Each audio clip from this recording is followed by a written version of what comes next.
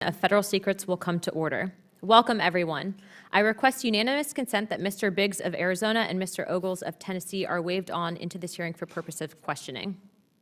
Without objection, so ordered. Further, without objection, the chair may declare a recess at any time. Pursuant to the House rules and regulations for the remote participation of committee witnesses, I ask unanimous consent to enter into the record a letter from Chairman Comer to Majority Leader Scalise requesting Mr. Bolden testify removed, and a letter from Scalise granting this request. Without objection, so ordered. I now recognize myself for the purpose of making an opening statement. Good afternoon, everyone, and thank you for being here today. I wanted to thank our witnesses, especially those who have traveled far to be here. Over the last 60 years, in the past 60 years, on a crowded street in Dallas, Texas, the President of the United States was assassinated in front of a horrified crowd, his Secret Service protection, and his wife. The death of President Kennedy was a monumentous and tragic day for the entire nation as well as the Kennedy family. The country has never been the same since.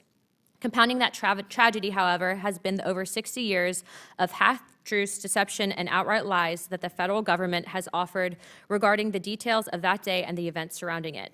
I want to thank the National Archives for their cooperation with this task force. The archives have provided these posters behind us that were allegedly produced for the CIA to show President Johnson on the days following the assassination. They are, of course, images of the Zapruder film that Americans have come to know as capturing the final moments of President Kennedy's death or life. But Americans have come to understand about the assassination of President Kennedy has mostly been controlled and filtered through the assent and watchful gaze of federal agencies who have often resisted efforts to reveal the truth. They have done this at best because of their own embarrassment about their failures to protect President Kennedy that day. At worst, they have resisted for more nefarious reasons, such as failing to acknowledge the extent of power and reach that the CIA in the 1960s had and beyond, to the point of deceiving even the United States Congress. That is why we are here today. We are here to listen to the witnesses who have waited, in some cases, decades to tell their stories. I want to be clear, the Task Force on Declassification of Federal Secrets is not here to provide the definitive account of what happened on November 22, 1963. Instead, the task force is meant to root out the hidden pockets of federal government that has for too long remained in the shadows of our reach, out of our reach for even good faith investigators to reach. I also want to thank President Trump for committing to the principles of transparency and holding the government accountable to the people. His executive order regarding the declassification of documents related to the assassination of President Kennedy, Senator Robert F. Kennedy, and Dr. Martin Luther King Jr. is a step forward in the right direction. The job of the task force is to ensure that the federal agencies follow that order, because in the past, a president's order for transparency has not always been heeded by the most secretive portions of our government. The objective of this task force is not to indulge in conspiracy theories, but to push forward the release of information so these theories can be put to bed and so the American people can finally have truth. It is the federal agencies that lack transparency for 60 years that have led to the people's distrust in their government, and it's time to restore that. I would also like to provide, for those who have been closely following this, to include researchers, an update on several documents that are outstanding. To date, the Joe Needy's files has not been located. A whistleblower report from the CIA alleging the CIA's implication has also not been located. Lee Harvey Oswald's travel records have not been located. And the DS-201 file, who was a plausible suspect for the Delaney Plaza shooter, and then as well as the MSATA documents concerning CIA penetration of the Fair Play for Cuba Committee. Last week, for an update, I did speak to the CIA directly, not in a skiff, so I can talk about it publicly. And they did notify me that 4 of these 5 documents would be publicly released in the coming weeks, but there was one that was outstanding, and I do believe that that one outstanding document is the Joe Needy's file. Without further ado, I'd like to yield this next portion to Ranking Member Garcia.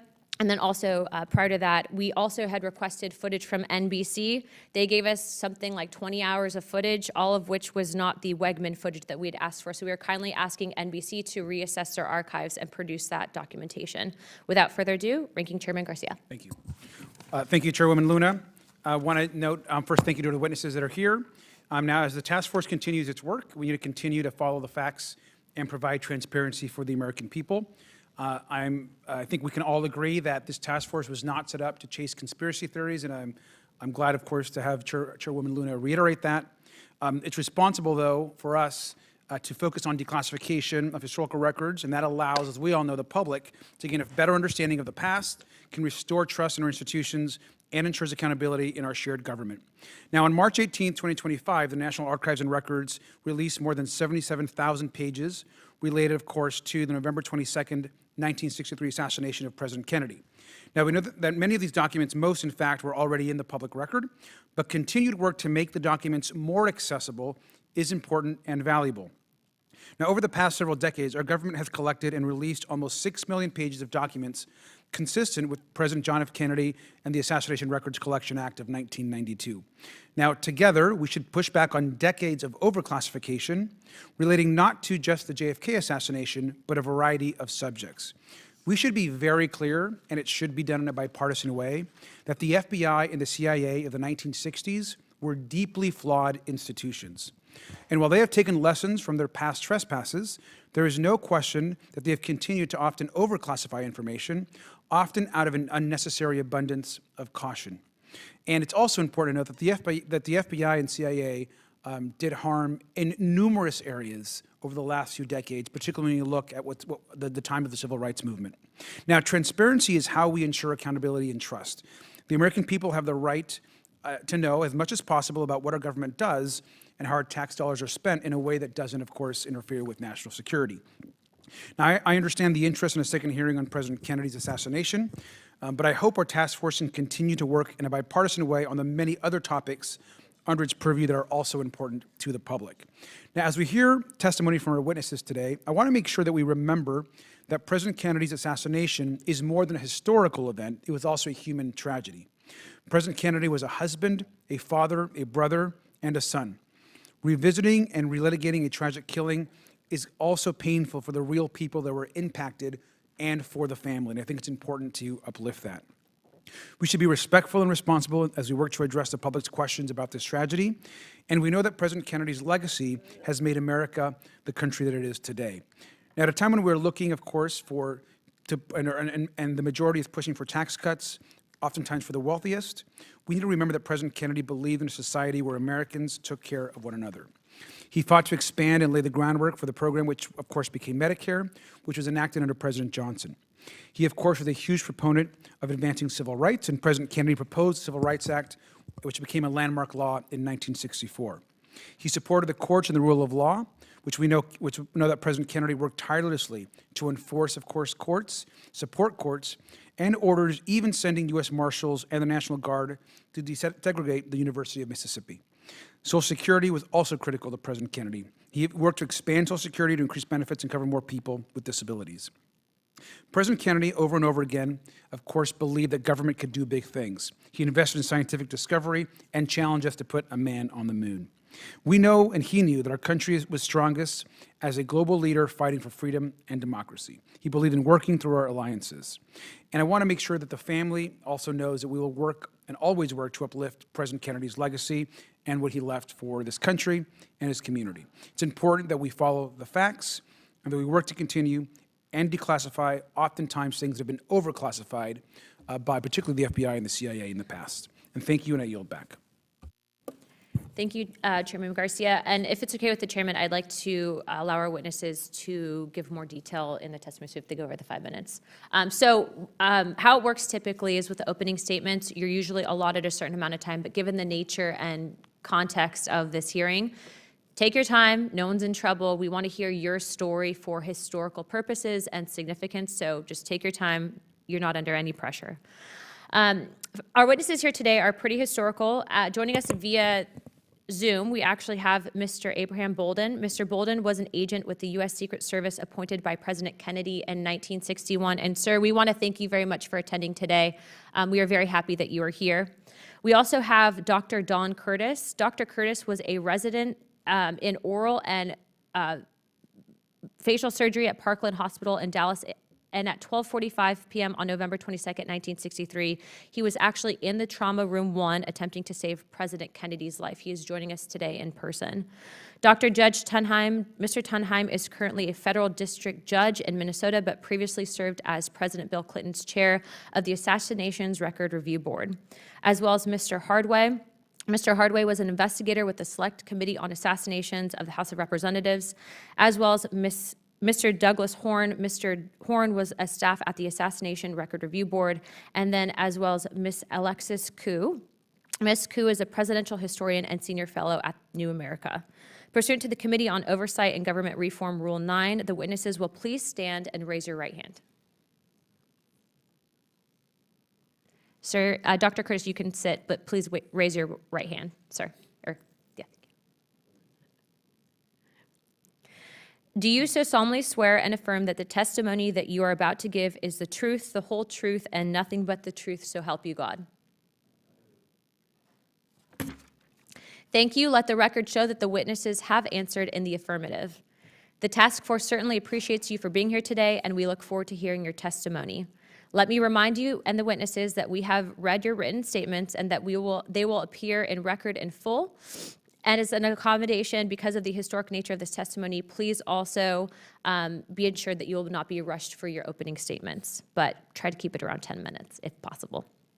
As a reminder, please press the button on the microphone in front of you so that it is on and the members can hear you.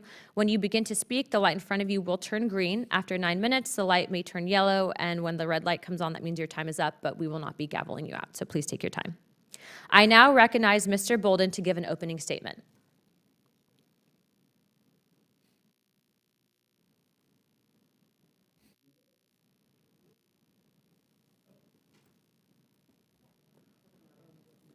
Sir, we can't hear you. Is your microphone on?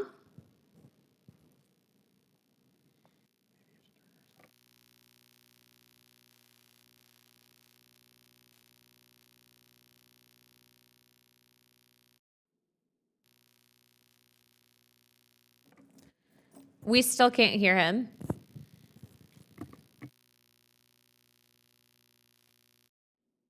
Okay, we are going to move to Dr. Curtis while you guys work through the mic issue, but Mr. Bolden, please be assured we will be coming back to you. So we'll just pass. We will be coming back, though. Dr. Curtis, if you can. Thank you.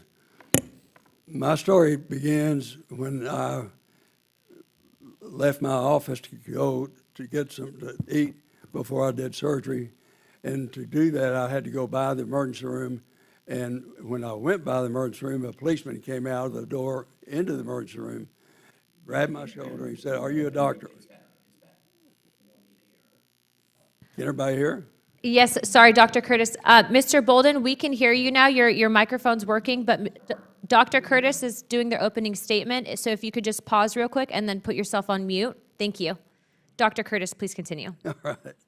So the policeman asked me if I was a doctor, and I said yes. And he grabbed me by the arm and pulled me into the emergency room and took me to the trauma room. And when I looked in the trauma room, there was 3 people in the room. One was the president, and he was laying on the gurney, and an extremist. And the other was Dr. Carrico, James Carrico, and one nurse. And the reason Dr. Carrico was on his own is because the Governor Conley was brought in before him, and he was very seriously ill, and the staff, all the staff in the emergency room went to help him, and then Dr. Carrico was left to take care of the president by himself. So I walked in, and he had just placed a endotracheal tube, and then I walked up and held the tube so he could connect the bird machine to it. The bird machine is an intermittent positive pressure respiratory help, and it works by filling the lungs and then letting the air come back out. And the way it works is that the inspiration continues to a certain pressure, and then the expiration continues to another low pressure, and therefore that spaces the breathing. Normally, that's about 10 or 15 minutes, 10 or 15 times during a minute, but in this case, it was going about 100 to 125 minute conversions in a minute. So it was rat-a-tat-tat-tat, and I knew the machine. Dr. Carrico knew the machine. We used it a lot. And so the question was, is the machine not working? Or is there tube blocked or what? And he had placed the tube in. And if you place an endotracheal tube, you place it between the cords, and then you know you're in the trachea and you've got an airway. But in this case, apparently we didn't have an airway. And finally, it was a question, is it the machine or what is it? And so finally it got to a point where I said, Jimmy, what do you want to do? And he had already made a decision. He said, tracheostomy, we need to do a trach. So if there was going to be a trach, well, I knew the shirt would be in the way. So I moved around to take the shirt off, and the nurse was way ahead of me with her scissors. We took the shirt off. And in the meantime, Dr. Malcolm Perry came in, and he was on the medical staff. He's a professor in the medical school, senior to Dr. Carrico. So he decided to do the tracheostomy. And then Dr. Carrico said to me, Don, why don't you go ahead and do a cut down on that left leg? And so I went and did that. A cut down is a very small operation, but is a very important thing to do. The reason for doing it is that most people come in to the emergency room as be bled out, where their blood volume is low. And if the blood volume is low, well, then the heart doesn't have anything to pump, and that is a cause of death. Well, if you can replenish the blood volume quickly, well, then that causes a better chance of survival. So the cut down is to put a catheter in a vein so that you can get the fluid in faster. And the operation is to make an incision across the front of the shin and dissect out the saphenous vein, which is a large vein that goes right up the front of the leg. Put a catheter, make a little hole in the catheter, put the catheter in that, and then put a stitch around the vein to close it off and hold the catheter in place. The nurse, at the meantime, has the bag hanging with IV fluid in 500 cc's in a collar that she can pump up. And when she does that, well, she it forces the fluid into the vein. And so that's what I did. Then after I did that, then Dr. Perry had already completed the tracheostomy, and I was looked up, and then the president heart had stopped or it wasn't running. They put a monitor on the president, found out his heart was not bleeding, and so external cardiac massage was being done by Kemp Clark, the chief of neurosurgery, and somebody relieved him, and Kemp Clark went and picked up the head and stopped the resuscitation. This wound is not compatible with life. You got dead quiet. Nobody knew what to say. Nobody said anything for the longest time. Then he said, okay. And he looked at, by that time, the chiefs of all the surgical services were against the wall across the room from me, and all in white coats, and they had responded to the call that they needed help. And so he said, pointed them out, I need to tell each of you individually what the wound is, so that you can say that later on. And then he described the wound as about a 3 or 4 inch hole in the posterior cranium. And then there's a bullet hole in the right temple. So he described it that the bullet came through the temple into the cranial vault, created a huge pressure in the cranial vault, and when the bullet finally tumbled into the posterior wall, it blew it out. And he explained all that individually to these 7 doctors. And those doctors knew what was happening and what happened to the president and the wound that killed him.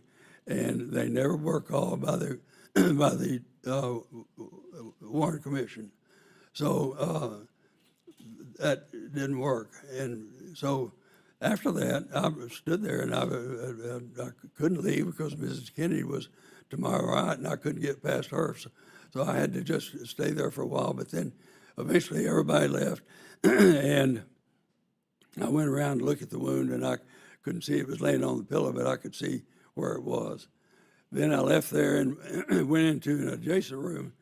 The X-ray waiting room was a large room, and right in the middle of the room was Lyndon Johnson, and he was telling people to go talk on the phone, and he was obviously he'd set the government up, and he had taken control. And then I looked around, and I couldn't see a single person that I thought looked like Secret Service.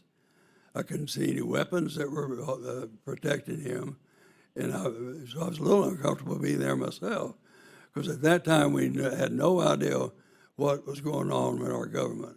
We didn't know if the government would be intact or not, but it made me feel good to know that he was right in the middle of the room, and he was the president. He was absolutely fearless. Then I wondered, why is he so absolutely fearless? I mean, because if it was a coup, he'd be the next one to go. So with that, I left, and that's what I learned in the trauma room. Then later we found out that the residents and interns should not talk to each other about this, and so we didn't. And Dr. Carrico and I would have lunch together many times, often just him and me, and we never mentioned it to each other. And so one thing I'd like to get started today is that the magic bullet was a product of the Warren Commission that doesn't make any sense. And I can go through these bullets that fell on the, but I think I'm out of town. Well, so just so you know, we will be giving you opportunity to go back to that because we are very interested in that, Okay. and thank you for that. Because of previous technical issues, Mr. Bolden, if you can, please give your opening statement. Chairman Luna and other distinguished members of the committee.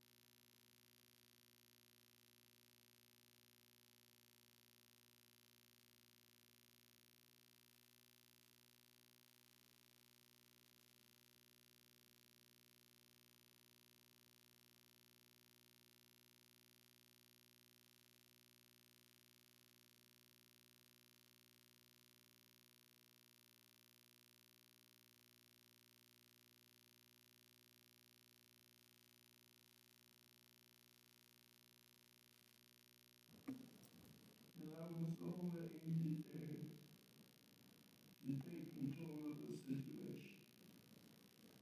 President Johnson, the first thing that he said as he passed.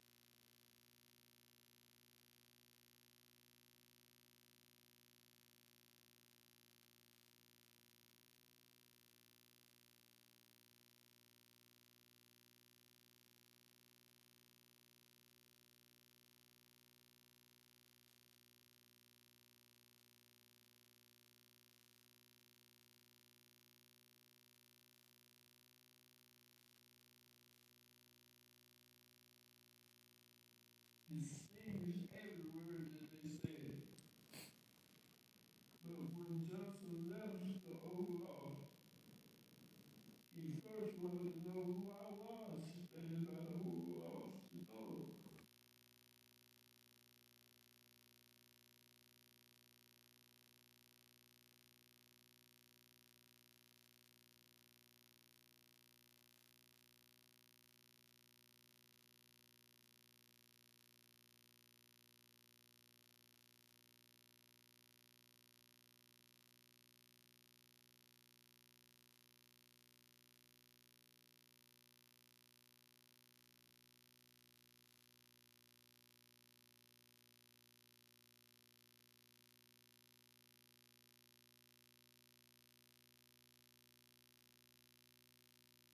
But she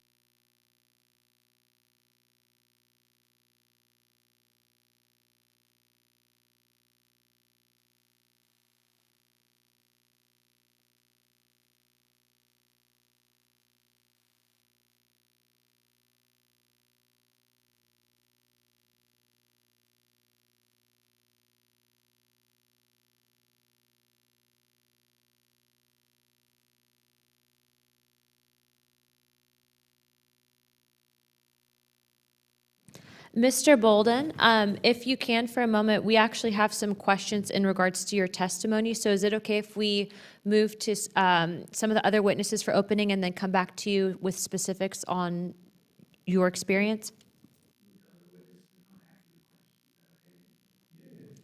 And also to both the ranking member, Mr. Garcia, and I would like to thank you for your service to this country, especially as the first African-American Secret Service officer.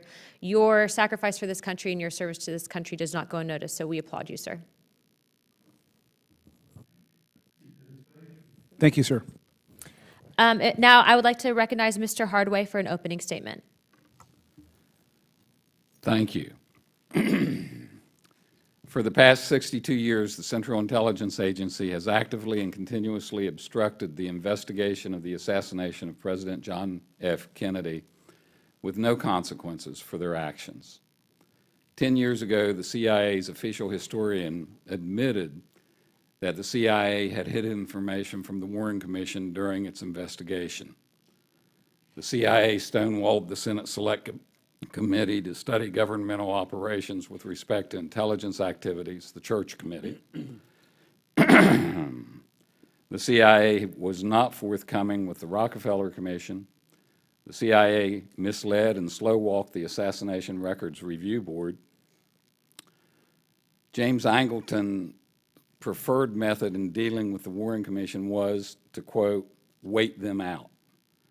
The first CIA officer I ever interviewed looked at me and said, "You represent Congress. What the F is that to the CIA? You'll be gone in 2 years, and we'll still be here." In 1978, the CIA ran an illegal domestic covert operation involving an undercover officer to subvert and obstruct the House Select Committee on Assassinations.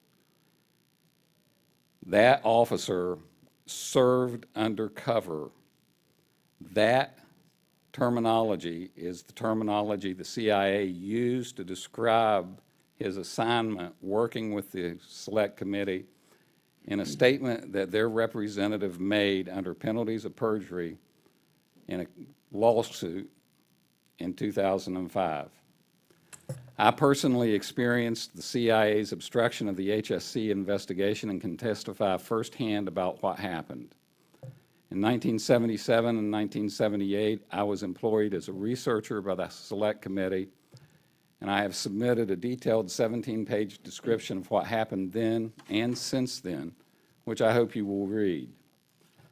Briefly, my primary area of responsibility was Lee Harvey Oswald's activities in Mexico City in the fall of 1963 and the performance of the CIA in monitoring and reporting those activities, as well as other issues related to the possibility of CIA knowledge of or involvement in the assassination of President Kennedy and the cover-up of information relevant to the investigation of the assassination. In that capacity, I had a top-secret security clearance and, during the major portion of my employment, had access to unredacted CIA records requested for review from the CIA by the Select Committee.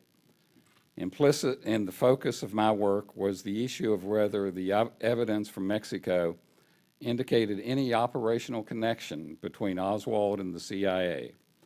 Ed Lopez and I authored the report, The CIA, Oswald, and Mexico City. In the spring of 1978, among other things, I was looking hard into back-channel communications methods used by the Mexico City station, the use of an impulse camera to photograph the Cuban consulate in Mexico City, missing production from that impulse camera and from one of the photographic installations that covered the Soviet embassy in Mexico City, and David Atlee Phillips' anti-Castro propaganda operations, including his connections to stories about Oswald that rapidly appeared after the assassination of John Kennedy. In May of 1978, the CIA assigned an officer working in an undercover capacity to work with me and Mr. Lopez. That man was George Joanides. When Joanides was introduced to the investigation, we were told that he had no connection of any kind with any aspect of the Kennedy case that we would be investigating. In addition to that, the CIA assured us that they had no working relationship with an anti-Castro Cuban group known as DRE. They had no relationship with the DRE when representatives of that group had an encounter with Oswald in the summer of 1963, which they turned into quite a propaganda coup. The DRE was responsible for the first ever conspiracy theory about the assassination when the day after the assassination they published in their newspaper the story about Oswald's pro-Castro activities in New Orleans and proposed that Castro was behind the assassination, a story that was picked up the next day by the Washington Post and the Miami Herald. Thanks to the work of the Assassination Records Review Board, though, we now know that not only was DRE still a CIA operation all the way through 1963 and all the way up to April 1964, its controlling case officer, who oversaw the activities of the DRE and directed the DRE's activities, was no one other than George Joanides. I believe we were close to some major discoveries in 1978. And then the CIA ran an undercover operation against us. They assigned us a man who knew exactly how to keep us from finding what we were looking for. And he proceeded to do just that. Reasonable inferences may be drawn about what they did not want us to find from the substantial circumstantial evidence that has come to light by our efforts and those of the Assassination Records Review Board and the journalist Jefferson Morley. I am a witness to these events. As such, I have a civic duty to testify. I wish I were just here. Actually, I wish I weren't here. But I wish I were just here to talk about a cover-up. But I'm not. I'm here to talk about a CIA covert operation directed against the Select Committee on Assassinations that was illegal and a violation of the CIA's charter, as well as being a felonious obstruction of a congressional investigation. That operation was and continues to be successful. Despite our testimony, and by that I mean mine, Ed Lopez's, and G. Robert Blakey's, and the clear record No one has ever done anything about it. I have copies of the sworn testimony and exhibits of all three of us in D.C. District Court Case Number 17 CV 1433. I have those records with me if any of the members of this task force would like to see them. The question for this task force is whether anyone in this new generation of leaders has the backbone, the courage, the gumption to try to do something even at this late date. It's easy to admit and air the sins of our ancestors. It is much harder to admit that we build their tombs and endorse their actions by our inaction. I'm here to testify again, which is all that I can do. What will you do? Thank you, Mr. Hardway. I now recognize Judge Tunheim for an opening statement. Thank you, Madam Chair. Thank you, Mr. Ranking Member. Appreciate this opportunity to speak today. My name is John Tunheim. I'm a federal district court judge for the District of Minnesota. I'm in my 30th year as a federal judge. I served as chief judge of our district from 2015 until 2022, and as a member of the U.S. Judicial Conference from 2020 to 2024. I was originally nominated by President Clinton in 1995 after serving 10 years as the Minnesota's Chief Deputy Attorney General. I was chair of the Assassination Records Review Board during its entire existence from 1994 through 1998. The Review Board was an independent federal agency. Its 5 board members were confirmed by the U.S. Senate after being nominated by President Clinton. Congress created the Review Board for the express purpose of reviewing all of the still secret records of the tragic assassination of President John Kennedy and declassifying as much information as could be publicly released. The impetus for the law, which was enacted in October 1992, was Oliver Stone's movie JFK. The President John F. Kennedy Assassination Records Collection Act of 1992 provided for a 5-member decision-making board which would make decisions on agency-requested redactions from classified documents.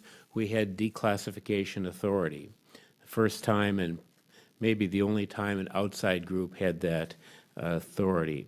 The board members were, by law, to be recommended for appointment by professional organizations, 2 National Historical Associations, an Archivists Association, and the American Bar Association. Besides me, the members included a renowned provost from a major university, later university president, 2 distinguished history professors, and a senior archivist at Princeton. We were confirmed in 1994 and began our work with no appropriation or offices.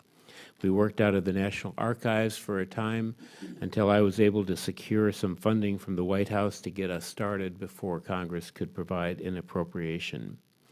The agency's presentation of records was seriously delayed because of the delay in the appointments. We were ready to begin review with our staff by early 1995. The statute did not require us to reach any conclusions about prior investigations or what happened on November 22nd. Rather, our task was to conduct a wide-ranging search for records to create the largest possible collection of assassination-related records as open to the public as possible. The goal was to allow the interested public to make up their own minds about what happened and based on an open and transparent and complete record.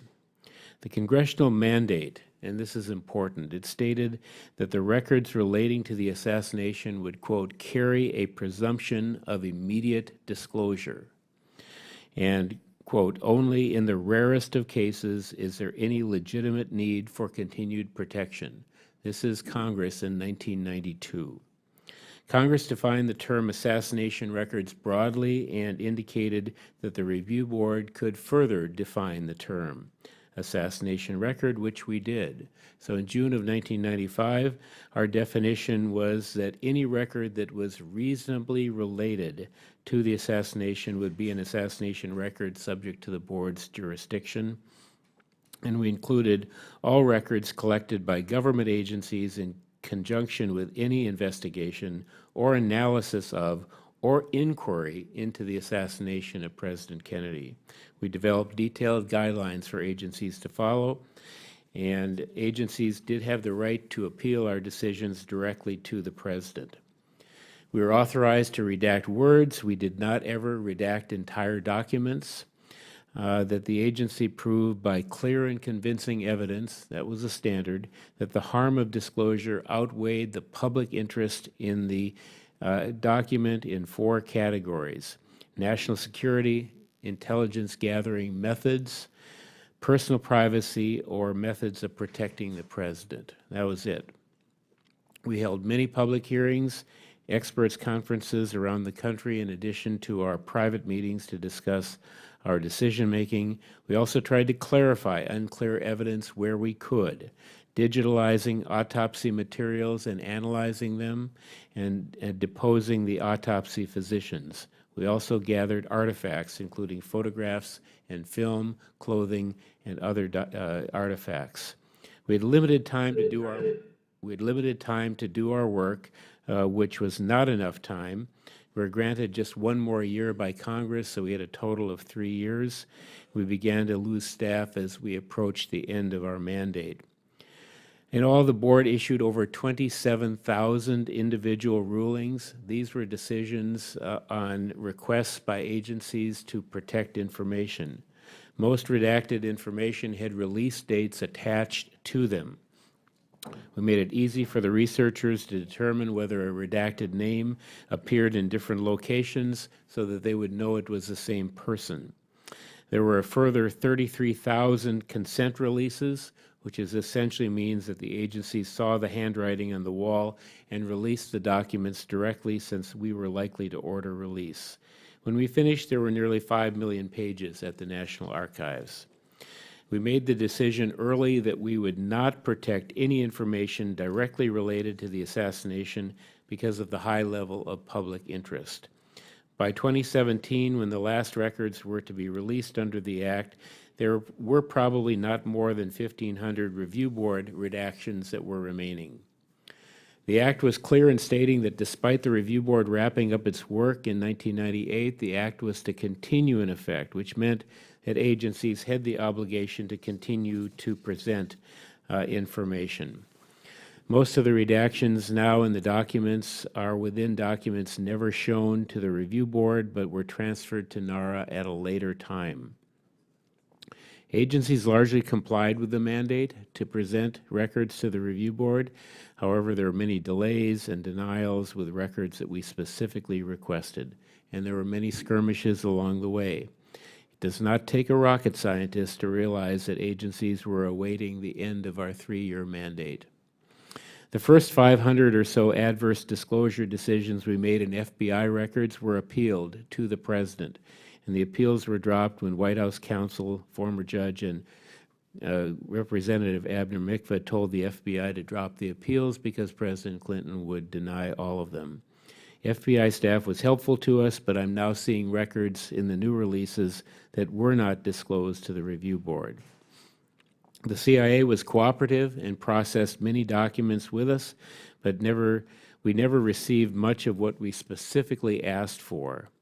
When asked, for example, for documents involving James Angleton that we had not seen, I was told the documents were no longer maintained as a collection. We received only 3 memoranda that incorporated the agency's review of Angleton's counterintelligence files, not the files themselves, just a review by someone else of the files. We were told that all the other documents had been destroyed. I'm now seeing a flood of documents that clearly meet the definition of assassination records involving Angleton and others that were not submitted to us for review. When CIA analysts would not tell us the details of their secret operations, our response was, okay, we'll release the record in 10 days. We then heard the details and could make a reasonable decision. We had in our hands a small file on George Ioannidis that disclosed nothing really, so it was returned. We didn't know the details of his work at the time. We now know much more about Joanides, and his files should be immediately disclosed. There's no reason anymore for protecting those files. Clearly, we were misled. I actually wrote to President Biden asking that he order the CIA to release the Joanides file, and I never received a response. The Secret Service was very difficult. They were the only agency that we were aware of that tried to reclassify assassination records after we were in office. They attempted to classify documents that had already been released publicly and fought us over 1963 threat sheets that was still in process when we left office. The Department of State was less than helpful, although they released records in their possession. When we negotiated with Russian officials over the Oswald files in Moscow, they did not lift a finger to help us, not even allowing us access to the United States Embassy. When we tried to get access to Belarusian records on Oswald, they did not help. When we planned meetings with Mexican and Cuban officials, they stopped us from direct contacts. The act specifically required the Department of State to help us find foreign records. The National Archives was very helpful to us when we did our work. A very dedicated staff member, Stephen Tilley, was instrumental in getting our work done. But since we left office, I've been disappointed the Archives has not devoted more personnel to the records. We had planned that the Archives would continue our work to the extent possible. For the most part, that has not happened, and the agency has never been in contact with me. So there are other files that should be released. We came close to an agreement to copy the entire KGB file on Lee Harvey Oswald that is maintained in Minsk, Belarus. Last-minute disputes prevented the agreement from moving forward. Copies of the files are in Moscow. I just have a little bit more here. We were particularly interested in the files of Walter Sheridan, an investigator for Robert Kennedy. When we took office, he removed the files from the Kennedy Library where we had access to them and gave them to NBC for safekeeping. I don't think those files have been released. The William Manchester taped interviews of Jacqueline and Robert Kennedy are protected by a 1967 legal agreement, now controlled by Caroline Kennedy. We encouraged her to release the files, and she finally responded in August 1998 that she would not agree to their release or even let us listen to the recordings. And out there somewhere are files on Jack Ruby. We could not find them other than the files maintained by the earlier investigations. In the final report of the board, a copy of which I will give to Madam Chair today, we made 10 recommendations that are relevant today still. I won't go through them all, but they deal with the problems of excessive government secrecy, which has plagued the public's understanding of the Kennedy assassination for decades. We strongly endorsed the method selected for independent declassification of executive branch records that was used in our case, but also detailed the problems inherent in the review board's legislation. Most important, to deal with massive overclassification, we recommended a federal classification policy be developed that substantially, 1, limits the number of those in government who can actually classify federal documents, 2, restricts the number of categories by which documents might be classified, 3, reduces the time period for which documents might be classified, 4, encourages the use of substitute language to immediately open material that might otherwise be classified, and 5, increases the resources available to agencies and NARA for declassifying federal records. Thank you, Madam Chair. Thank you very much, and just so everyone knows, we are going to be following up on getting that file, the KGB file in Minsk. I'm interested in seeing that, and I think that with peace talks right now, it might be prime time for that, so we will be following up on that. It stands about 5 feet high. It's a lot of records. Well, we might have to bring you back out of retirement, what you're currently doing, and have you help go through with that. I'd like to now recognize Mr. Horne for an opening statement. Chairwoman Luna, Ranking Member Garcia, and members of the committee, thank you for the invitation to appear and testify today. I served on the staff of the President John F. Kennedy Assassination Records Review Board for the final 3 years of its 4-year lifespan, from August of 1995 through September of 1998. I was hired as a senior analyst on the military records team and was promoted early in 1997 to head the military records team, serving as chief analyst for military records until the ARRB shut down on September 30th, 1998. During my time on the staff, in addition to securing the declassification and public release of military records related to Cuba and Vietnam policy, I was privileged to work extensively in the medical evidence arena and to serve as the review board's point man on issues related to the Zapruder film of President Kennedy's assassination. Although the review board was not empowered to reinvestigate the assassination or generate conclusions or findings of fact, the board did choose to attempt to clarify the record of certain aspects of the assassination by taking the depositions of 10 persons who participated in or who were present at the autopsy on President John F. Kennedy, and by later taking one additional joint deposition of 5 of the Dallas treating physicians. I served as the principal research assistant to the review board's general counsel, Jeremy Gunn, in preparing for and conducting our 10 depositions of the participants and witnesses to JFK's autopsy, and was present at all 10 of those depositions. The sworn testimony of our 10 deponents, as well as numerous written interview reports of additional unsworn medical witnesses, were all deposited in the National Archives in the JFK Records Collection without comment or endorsement. In subsequent years, I wrote a 5-volume memoir about my own personal conclusions regarding the medical evidence and explained the substantial ways in which the work of the ARRB staff significantly enhanced the totality of the medical evidence and our understanding of how President Kennedy was killed. Some outstanding questions were resolved, but many other questions were raised by the information we gathered, questions that remain unresolved today. And this is the heart of my oral testimony here. Many Americans remain troubled today by the many conflicts within the JFK medical evidence and what they might mean, and they remain unsatisfied with the official conclusions offered up by both the Warren Commission in 1964 and the HSCA Forensic Pathology Panel in 1979. Based on my work as an analyst at the ARRB and as an independent researcher, I have concluded that there are ample reasons for the disquiet of so many of the American people, to wit, first, 8 different sets of photographs known with confidence to have been taken during the autopsy on JFK are not in the official collection today and never have been. Some autopsy photos in the official collection at the National Archives are in gross disagreement with the head and neck wounds universally observed on November 22, 1963 by the treating physicians at Parkland Hospital, which they recorded in precise detail in their treatment notes that day and in their subsequent 1964 testimony. At least 2 and possibly 3 JFK skull x-rays exposed at Bethesda Naval Hospital are missing today and have never been in the official collection.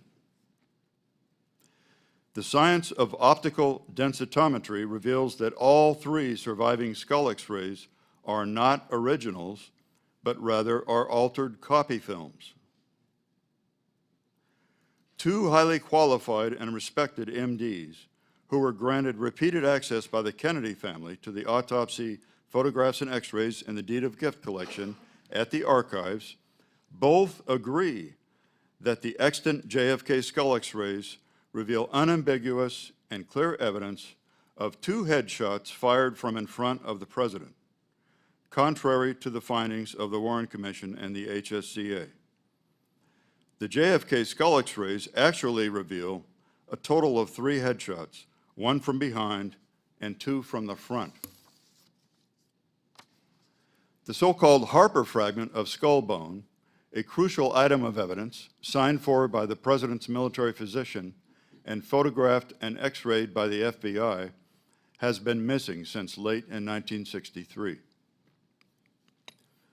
Many bullet fragments known to have been removed from President Kennedy's body at Bethesda Naval Hospital were never placed into the official record and are missing today. The remains of President Kennedy's brain following its examination were placed in a stainless steel container in 1963, but the brain is missing today, as many people know already. That stainless steel container and an original signed autopsy report were among materials transferred from the Secret Service to Senator Robert F. Kennedy in April of 1965. Those materials and others were not among the materials returned to the U.S. government by RFK on October 31st, 1966, via a deed of gift to the National Archives. The Kennedy family attorney, Burke Marshall, told the HSCA that Robert F. Kennedy had made those materials permanently inaccessible without providing details.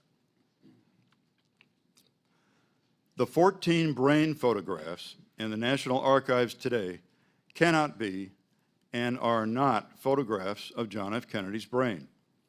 They have been impugned by the official photographer at the brain examination and by one of the FBI agents present at JFK's autopsy.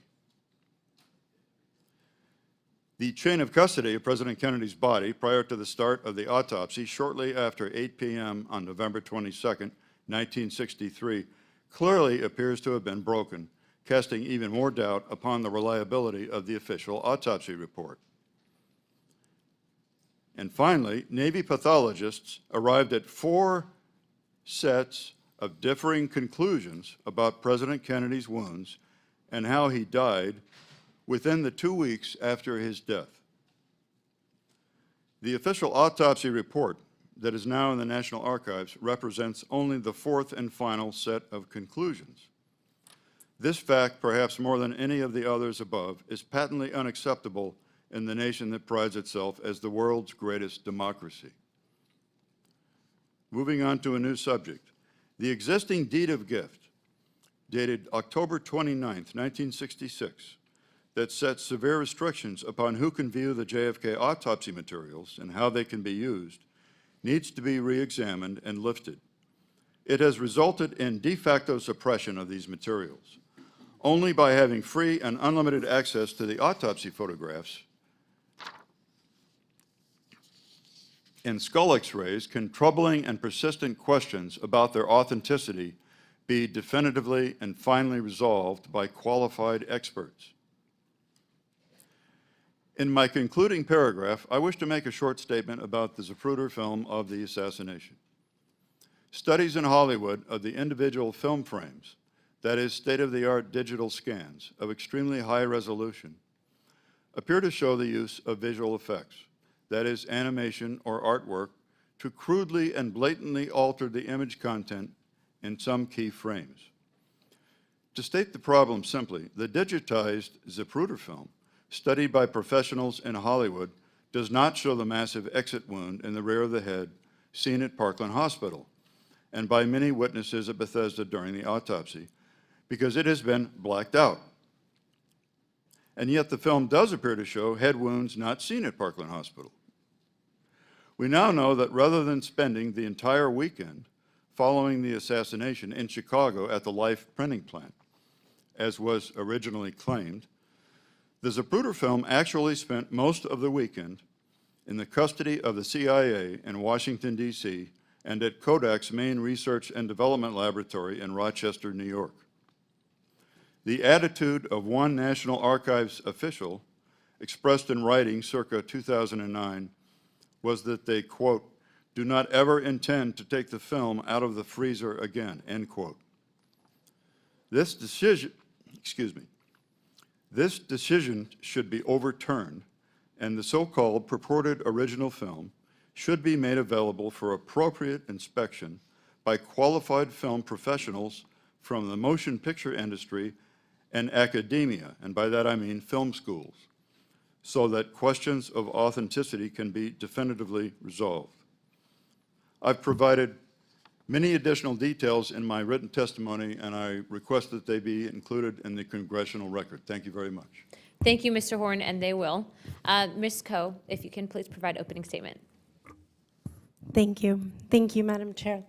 Thank you, Ranking Member Garcia. It's an honor to address the committee today. Historians are time travelers.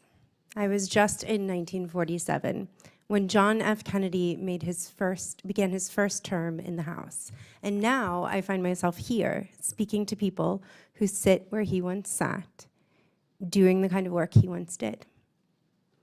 During JFK's 11 years in Congress, he questioned everything, not to impress, but to understand. And he listened, he changed. And that took courage. Not the kind that earned him a Purple Heart in World War II. Political courage is slower, it's quieter, and it has the power to reshape a country. His public service deepened from there. He wrote a Pulitzer Prize-winning book, established the Peace Corps. He governed in the crucible of the Cold War, civil rights, and the space race. He made mistakes, and he learned from them. The Bay of Pigs taught him restraint, the value of failure, the strength in stepping back, and Americans noticed. By 1963, his approval rating peaked at 82%. None of that was inevitable. He chose discipline over drama, substance over show. And don't get me wrong, Jack Kennedy understood the power of media. He courted the press, he worked the spotlight, he shaped the moment, but only after he had done the work, after he'd earned it. And that's why his name endures as a standard of greatness. The JFK Library's Profiles in Courage Award carries that legacy forward. It's honored George H.W. Bush, the heroes of 9/11, and just last month, Mike Pence, for what history always notices, putting country first when it matters most. Of course, JFK wasn't perfect. I've never studied a saint, and I haven't met one either. I see history's bold-faced names on their best days and on their worst. But complexity isn't a liability unless you're cherry-picking with an agenda. Which brings me to today's hearing. The title uses charged words: obstruction, obfuscation, deception. But in the 132 days since the JFK assassination records were released, not even conspiracy theorists can claim that it upended the Warren Commission. There is something unprecedented in these files, that is true. Unredacted Social Security numbers and private information of living Americans. I've never seen anything like it. And given that most quality control has been fired, like the State Department's Historical Advisory Committee, I'm afraid it will become the new normal. But as far as the files, no hidden truths, no real disclosures, no shocking revelations. This wasn't history disrupted, it was history remastered. A 60th anniversary re-release with better resolution, the same ending.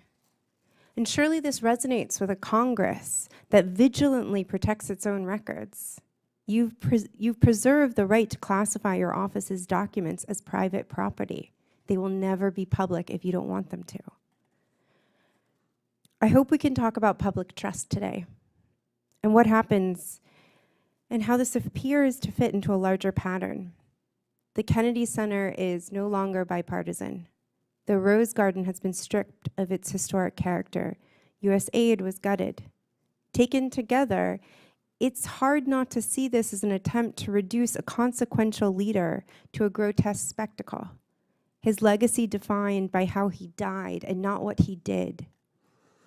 On November 22nd, 1963, America lost John F. Kennedy, and with him, a sense of possibility. That's how I think of the archives, too.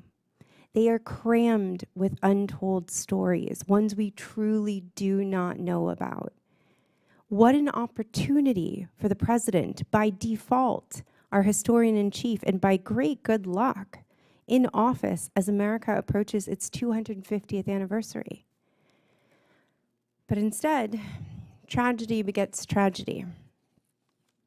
In 1953, JFK entered the Senate.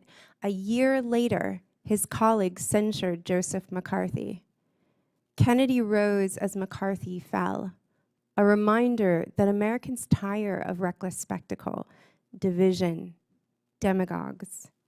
They seek substance, accountability, an authentic commitment to the public good. I began by saying that historians are time travelers. We study the past to understand the present. And these records make me wonder how this moment will be remembered. When future historians ask whether we met it with the courage it demanded, how will they answer? JFK understood how much depends on that. And the real question is, do we? Thank you.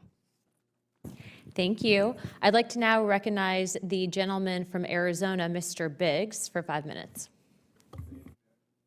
Thank you, Madam Chair, and I thank the witnesses and the panel for being here today.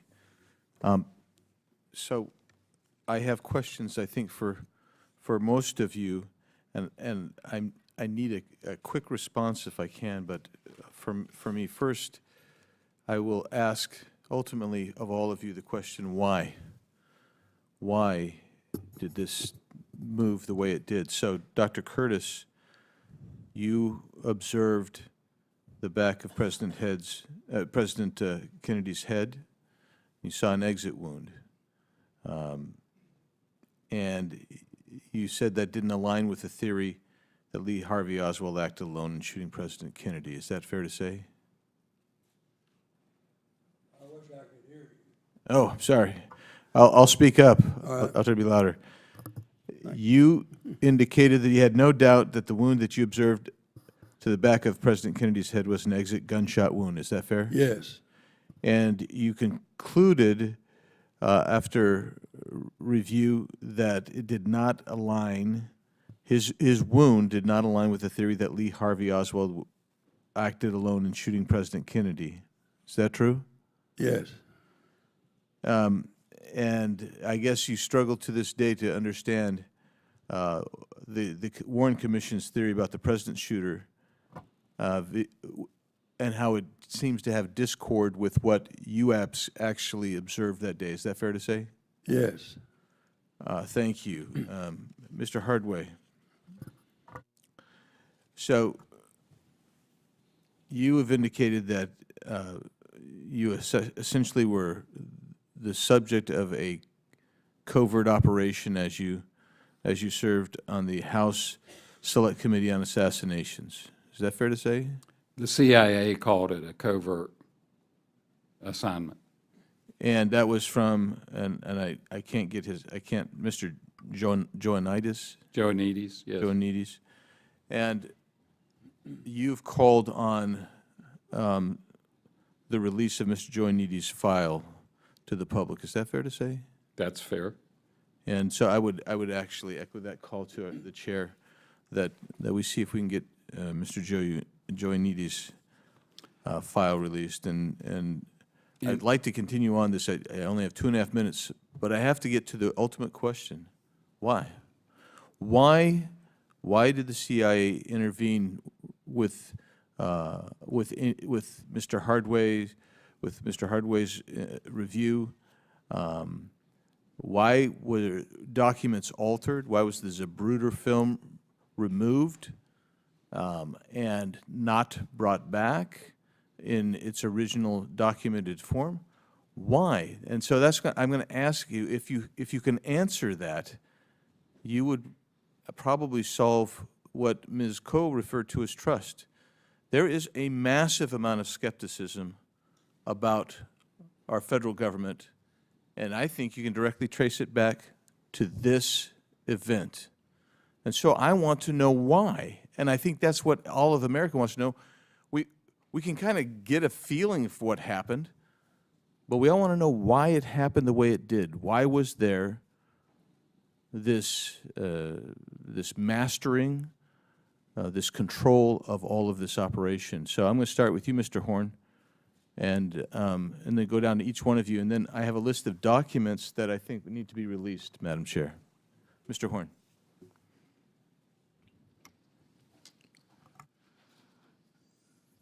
There is so much medical evidence that is tainted or missing or destroyed But why did that happen? or altered, that there's no reason to have confidence in the autopsy report. Those things, I'm going to get there, sir. Okay. Those things would not have happened if a lone nut had killed the president. If a lone nut killed the president, there's no reason to do all those things, to destroy X-rays, to possibly alter autopsy photos, although that's not yet been determined. It's a question that remains outstanding, to alter the existing skull X-rays. So you don't do those things, and you don't change the autopsy conclusions 4 different times within 2 weeks after the president's death if a lone nut killed the president. So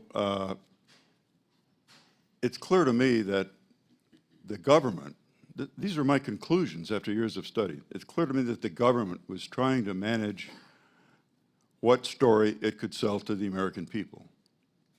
That's what was going on. And that's why the autopsy conclusions changed 4 times in the first 2 weeks. Have I come close to answering your question or not? Yeah, Mr. Horne, you have, I don't have time to ask and get a response from all of you because my time has expired, but I would say I took some notes on what they were saying, Madam Chair. Chairman, Chair Lady, it'd be all right if I yield half my time to Representative Biggs. Would that be okay with the ranking member? All right. Thank you. And so then That's 2.5 minutes. I needed the math. Thank you. And so we'll just go down to Judge Tunheim. Yeah, I think it's an interesting question you pose as to why. I mean, I think that clearly, if you look at the history of all of this, there were cover-ups by both the FBI and the CIA, perhaps other organizations, in part because they had a lot of contact with Oswald in advance of the assassination, and there's no evidence that they alerted the Secret Service to the erratic behavior of Oswald. Oswald was in New Orleans. There was CIA contact with him then when he was a volunteer for this Fair Play for Cuba committee. I mean, they knew all about his visit to Mexico City. Both the FBI and the CIA knew about it. The FBI was following him in Dallas because he was a suspect in another shooting. All of this suggests that they had a lot of contact with him ahead of time, and I don't know what that suggests other than the fact that they wanted to cover that up, the fact that they knew a lot about him ahead of time and didn't do much about it. Thank you. And Mr. Hardway, do you subscribe to that as part of the explanation, as well as the not a lone gunman nut theory of Mr. Horne? I have no opinion on Mr. Horne's because I don't know anything about the medical evidence. Okay. In regard to why the CIA would go to the length of running an operation against us, they obviously had something that they were very desperate about hiding. And I go into that in my written statement. To do it, you have to get into the weeds of the details, but basically just to summarize it, they were using Oswald operationally in Mexico City. All right. Thank you. And since I'm going to be out of time, that 2.5 minutes, let me just go real quick. I asked that we obtain a copy of Mr. Hardway's report, at least I don't have it, regarding Oswald in Mexico, release the Joint Nadies file, the JFK files in Belarus and Moscow, the files on Jack Ruby, and also to the Manchester interview of Jacqueline Kennedy and Robert Kennedy, and also, Madam Chair, finally, Thank you, Mr. there's a Biggs. Bruder film. We'll be taking a look at that, and then also referencing the Joe Needy's files so everyone's tracking. We are actively trying to track that down. I believe that that is the one outstanding document that the CIA will not be able to find, so isn't that interesting? I'd like to now recognize Mr. Garcia for 5 minutes. Thank you, Madam Chair. Ms. Coe, I want to just start. Thank you. You know, I know you're an experienced historian. You've written a biography, of course, of President Kennedy. You know, for me, I'm always interested. I'm a big believer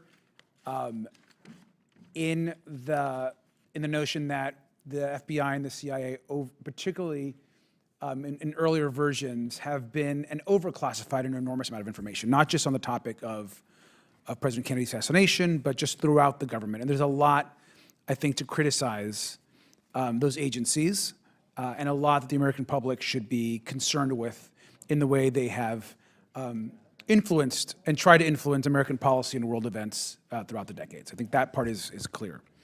I also think it's important, before taking this job, I a longtime educator, was on the faculty, done an enormous amount of research. For me, following facts and ensuring that we are sticking to facts is really important, even as we seek to gain more clarity about historical events. And so I appreciate that. As it relates to the March 18th release of the documents, which I think has brought certainly more color and more information to the historical record, you had said earlier in your testimony that there was not necessarily, an enormous amount of new information, but there certainly was some additional kind of color to what we already know. Do you want to talk about that and as far as how important was that declassification of additional records to the broader picture of President Kennedy? Thank you, and thank you for this time and these questions. I have to say that I am a little bit concerned about the way certain theories were presented as facts on the panel, and that there's a lot of demand for more information, which is always good, but it's based on the pretense that what has been found has radically changed everything. And I don't see that as true. I think we're still finding things. I'm not convinced that some of the details weren't already out there. There have been leaks, there has been access. So I do think that this idea of a grand conspiracy, I do think that, and I'm glad that we can all agree that there was incredible overreach in the mid-20th century and for some time.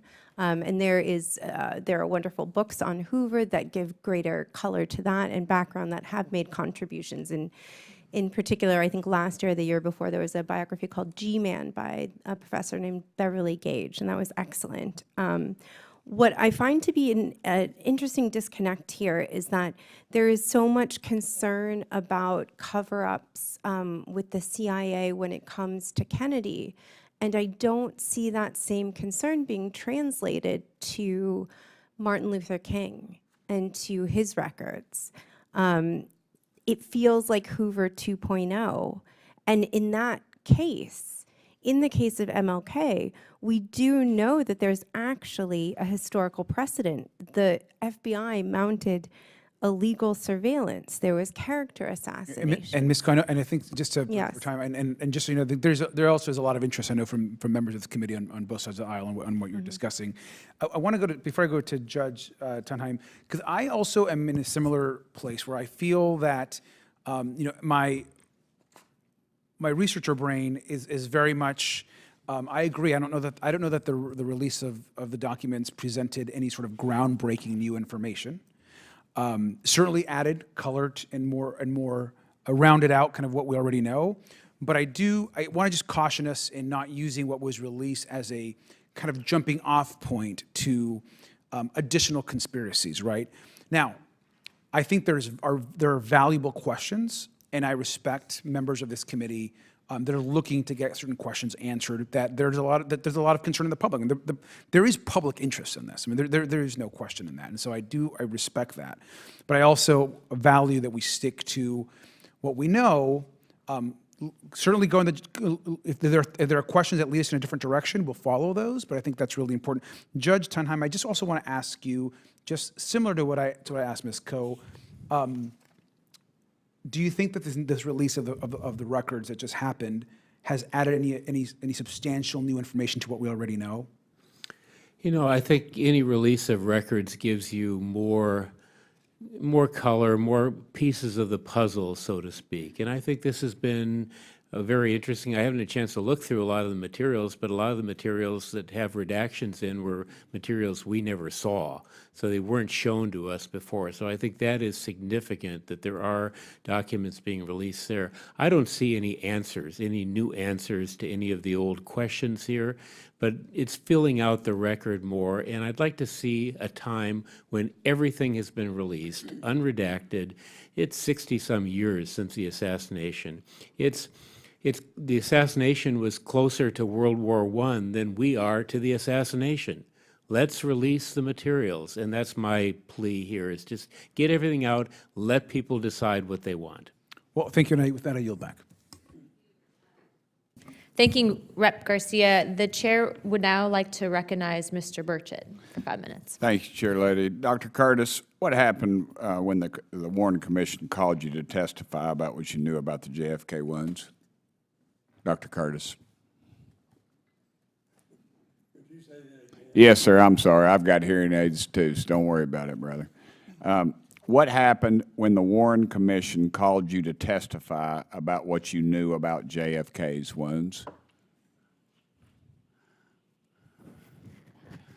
Well, the Warren Commission hasn't called me to testify at all. Not at all? Okay. I didn't use up all my time, and I'd like to make some additional comments regarding. Sir, you have the time that you need, so please proceed. Okay. Well, let me know when I can do it. Well, now, sir, I believe Mr. Burchett has a line of question for you, Yes, so you're free okay. to talk to Mr. Burchett. Yes, sir. Can you explain what condition, when President Kennedy arrived in the emergency room, what was his condition at that point? He had already died. Okay. How many wounds did you observe on President Kennedy? How many wounds? President Kennedy had a wound to, of course, the big wound to his head. Right. But he also had a wound to his throat. And I've got a little diagram here. I can point that out, how that worked, if you'd like me to. And that wouldn't have been a single bullet wound, though, right? They talk about this magical bullet that traveled. That would have been more than one bullet, you think? Magic bullet, it was not, it didn't strike the president at all. Okay. Yeah, that was a clean bullet. I saw the picture. Do what? What? Oh, yeah, please show the diagram. Okay. The bullets that were fired, the blue bullet was the bullet that arrived first. And you can see it started probably from the railroad trestle, which is to the southwest, and came up and first struck President Kennedy before he got out from under the tree that prevented the window shooter from shooting. Then, and we know that because the Zapruder film showed President Kennedy holding his throat in real distress when the Zapruder film started. And he had already been shot, and that wound to his throat would have killed him. It did kill him, because we know from the tracheostomy that we had to do that the bullet to his throat obstructed the trachea, and so he had taken his last breath before that. Also, the bullet that struck President Kennedy in the temple killed him also, because he just removed about a third of his brain. And the part of the brain that it removed was in the posterior part of the brain, and that is the area of the brain that controls the parasympathetic and the automatic nervous system. And so the two bullets that came from the Conley, from the window, one struck Conley, and it's the only thing that it did. It went in Conley's shoulder, went through his chest, came out of his chest into his left wrist, into his left leg, and that indicates that the bullet was coming from the north, going southeast, southwest, and that bullet was only for Governor Conley. The other bullet that came out was this other one here. Then that would have been the magic bullet. That's the one that went in the president's back. And the Warren Commission then wanted to choose that bullet to be the magic bullet, which went through the top of his head. Now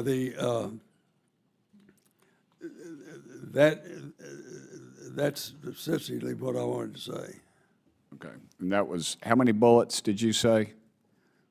3 or 4? That were fired, Yes, sir. 4.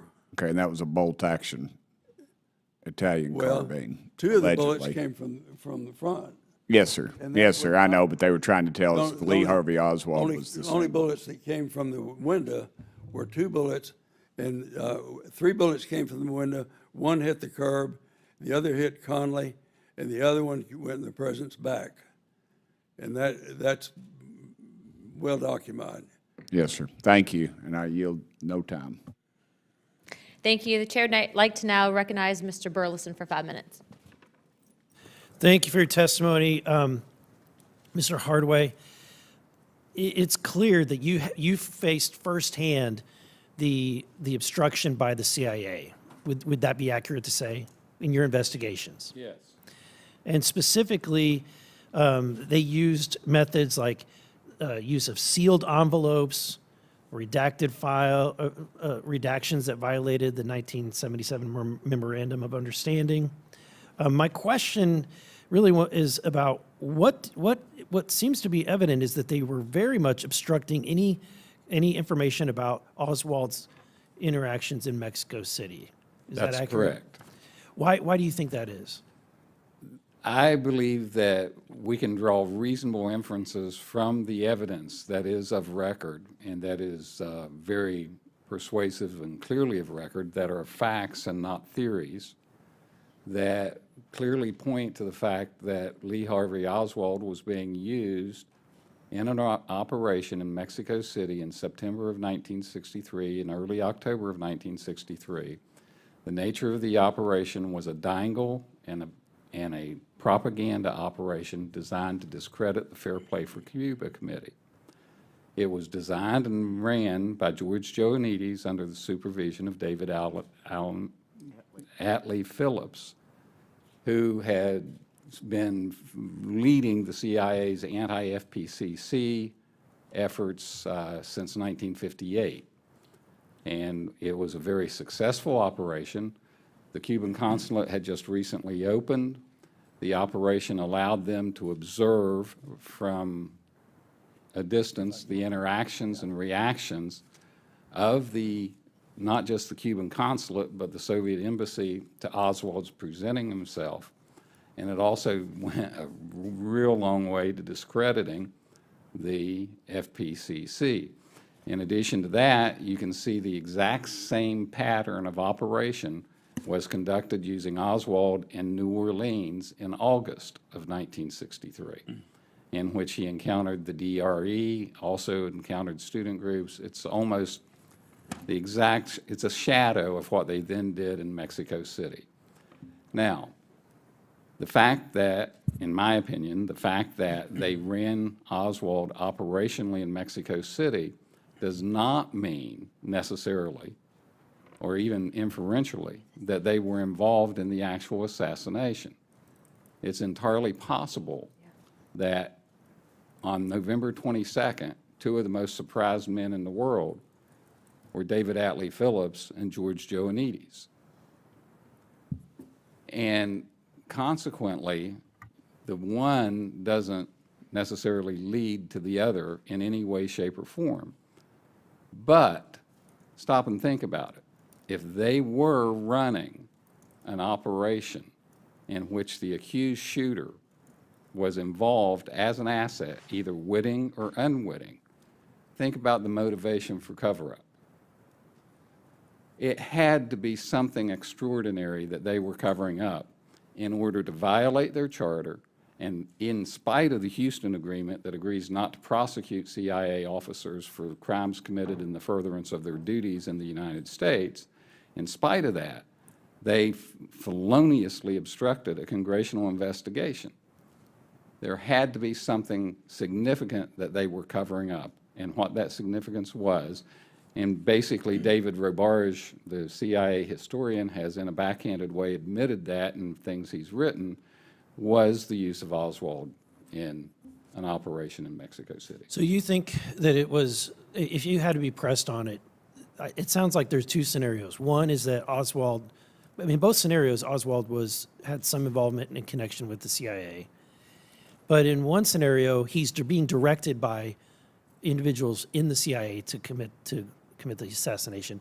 And then the other scenario is that he did it and they just flubbed. They didn't pick up on the fact that he was planning this assassination. I don't think we can draw any inference from the evidence on any of that as to whether or not he was being directed in the assassination.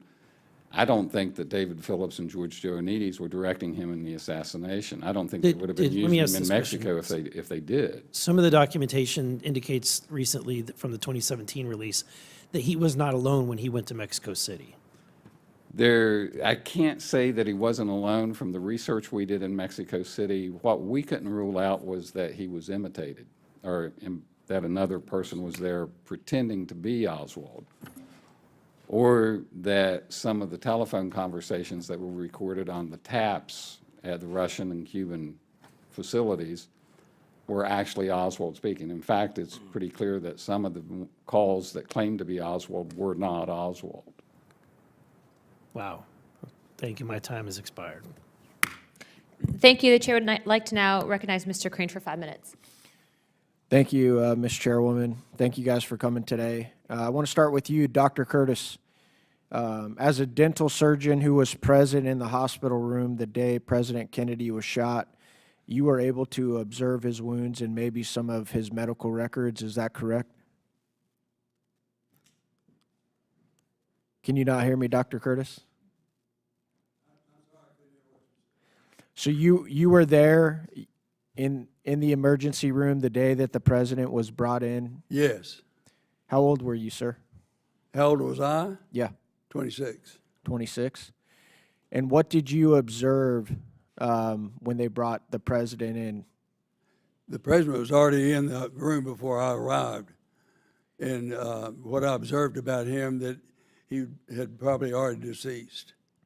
Since you were a dental surgeon, why did they bring you into the operation room? That's one thing our inspector asked me, what is a dentist doing operating on the president? Then I had to qualify myself.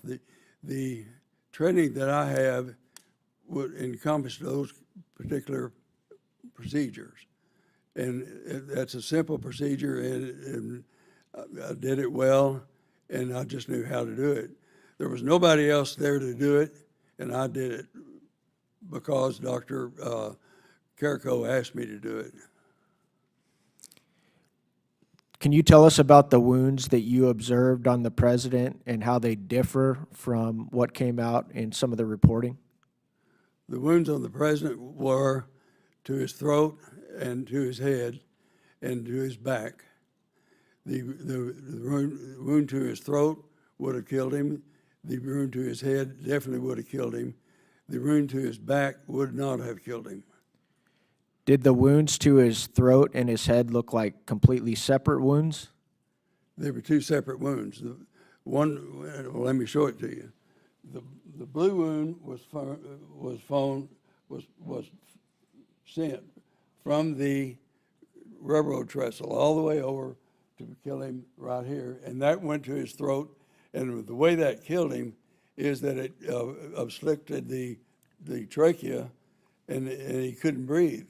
So he would have been dead before he reached the hospital just simply because of that wound. The other wound that he had to his head would have killed him instantly because it removed about a third of his brain. Thank you. Mr. Hardway, I want to move to you next. You talked about the obstruction of a federal investigation that you yourself witnessed. You were on the House Select Committee for Assassination, is that correct? Yes, sir. What year would that have been? 1977 and 1978. The obstruction occurred entirely in 1978. What was your role in that investigation? My role was a researcher with primary responsibility for researching Lee Harvey Oswald's activities in Mexico City and the CIA response to that. We've heard about some of the administrative roadblocks that the CIA put up for you. Did you have any direct verbal communication with anybody at the CIA? Oh, yeah. frequently. Can you When- can you when- tell us when- about some of those conversations and how it might have been conceived as obstruction? Well, when we first started, we had unlimited, unexpurgated access. We had 2 clerks assigned to us. We had our office at the CIA.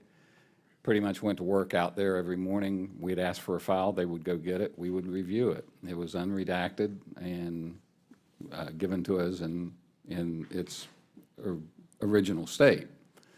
After they brought George Joannides in, he began slowly tightening down the process. We were no longer working with 2 clerks who went and got us our files. We had to file formally requests through him to get the files, and we started experiencing significant delays in the files that we would get. We started noticing that the files we would get would have obvious things missing from them. Then he went so far as to actually start putting parts of the files in envelopes and leaving them in the files, so that what we would get is we would sign that we'd seen the files, but we weren't allowed to open the stuff that he had placed in envelopes. That came back to haunt us later in dealing with the final report and some of the things we were trying to get out of them, when they would tell the chairman of the committee, he's seen that, here's where he signed for the file. And I would have to explain to Chairman Stokes that, no, that was not in the file when I saw it, because that was what I was looking for, and it was not there. It must have been in one of the envelopes. And so he eventually just shut us down. It culminated on one file that I really wanted to see. When it was presented to me, Mr. Joannides showed up himself to give it to me. He was actually bouncing on his toes. Him and Scott Breckenridge brought the file to me at the CIA, called me back out there to see it. It had not just been redacted, it had been retyped with the redactions in white space as it had been retyped. It was a report on a debriefing of a certain person. I exploded. I acted like a very angry 24-year-old and had choice words for both of them, and stormed out of the office and went back to the headquarters. I subsequently, thanks to Judge Tunheim's work, saw the memorandum to the record that Mr. Breckenridge wrote. And the memorandum for the record says that the file was shown to me and, quote, no objections were recorded, close quote. Notice the way, you have to watch what the CIA says. He didn't say that I didn't make any, which is what everyone infers from what he said. What he said was none were recorded, and that's because he made the record. Thank you. I yield back.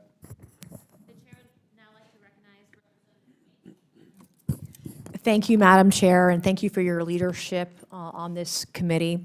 For decades, elements in our government have engaged in an extensive cover-up to subvert the will of Congress and to keep the American public in the dark relating to the assassination of John F. Kennedy.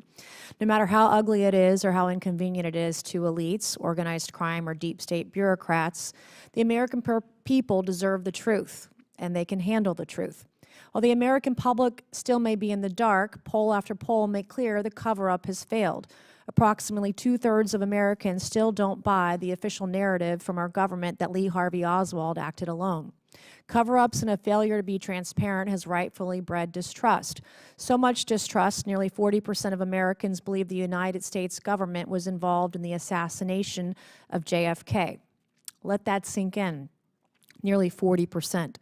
This task force, working alongside President Trump, is working to use sunshine as a disinfectant and give the American people the pure, unvarnished truth they deserve. Mr. Hardway, thank you for being here to all of our witnesses today. You worked for the House Select Committee on Assassinations, which investigated the assassination of JFK. You had firsthand interactions with the CIA as you worked to get the truth. Based on what you witnessed, do you believe the CIA engaged in a concerted effort to cover up certain facts related to the assassination of President Kennedy? Yes. Do you believe the efforts to obstruct congressional investigations into the assassination of President Kennedy by the CIA you've described violated federal law? People more expert in federal criminal law than I am have expressed that opinion to me and have expressed that opinion under oath. Based on what you know, what relationship, if any, did the CIA have with Lee Harvey Oswald prior to the assassination of President Kennedy? Based upon the circumstantial evidence of record, and it is overwhelming, they had they used him as either a witting or an unwitting agent of influence. Seems that way, doesn't it? Do you believe there was evidence to suggest the CIA was using Lee Harvey Oswald in active intelligence operations shortly before the assassination of President Kennedy? Yes. Dr. Curtis. Yes. Good afternoon, sir. Good afternoon. You were one of the physicians who treated President Kennedy at Parkland Memorial Hospital after he was shot. You were better situated than almost anyone to see President Kennedy's physical condition when he arrived at the hospital. And yet you've said, I can't reconcile my knowledge of what I saw with the findings of the government, is what you said at the time. Yes. In your medical opinion, what do you attribute as the cause of President Kennedy's wounds? The cause of his death? Mm-hmm. The 2 bullets were fired from the front, caused his death. And either one of them would have. The blue and the green Yes, sir. bullets. And in your medical, in your opinion, how does this differ from the findings of the government as to the cause of the wounds to the president? How did this differ? Could you say that again? I'm sorry. How are your findings that you saw of his condition when he died, how are your findings different from the government?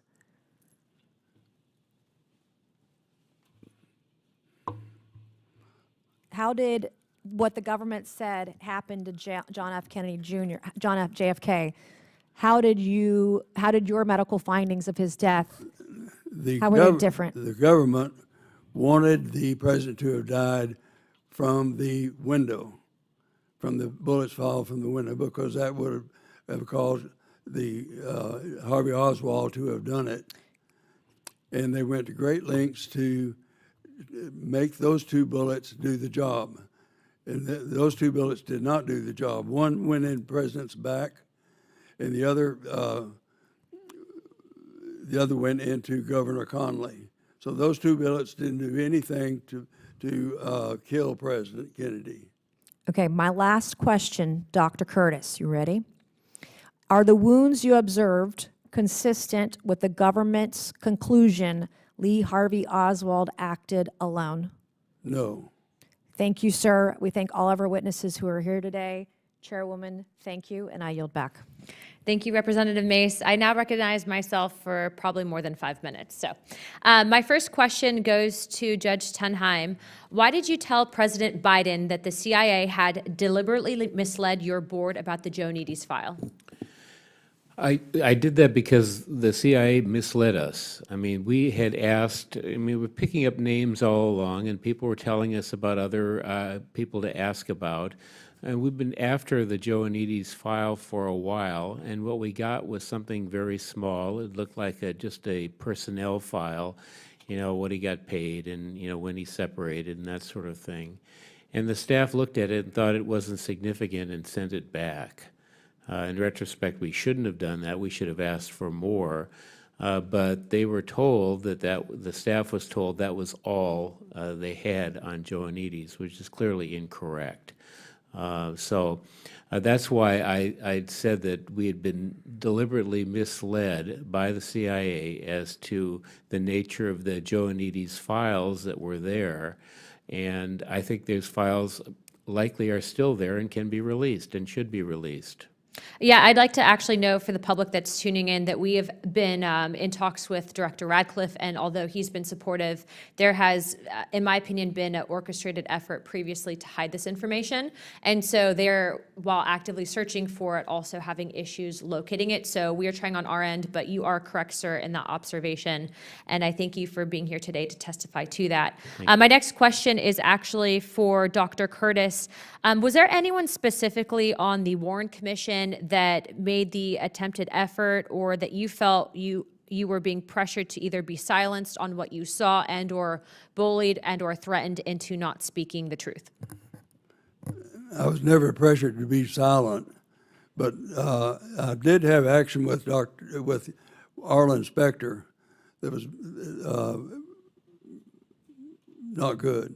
What happened, sir? He did a deposition for me and had not told me about it ahead of time. The nurse leaned in the operating room that morning and said, the Warren Commission is in town. If you have time, go down and talk to them. So I finished my cases and went down and talked to our inspector. He was friendly and nice and was very well groomed in a beautiful suit, shiny shoes, and I had my hair all messed up in a scrub suit, dirty shoes. So it was definitely top down. And he was friendly and nice, and then started asking me biographical questions that made it obvious to me that he knew the answers to the question before he asked it. And so that made me wonder, why on earth does he know all that about me? Then he said, what did you see about the exit wound? Well, there wasn't one. Really? No, there wasn't one. And then, so he asked me 4 more times about the exit wound. And the last time he asked me is, Dr. Curtis, every other doctor has suggested and testified that there was an exit wound. And you didn't see it? No, I didn't. And so during this, the visit that I had with him was maybe about 20 or 30 minutes.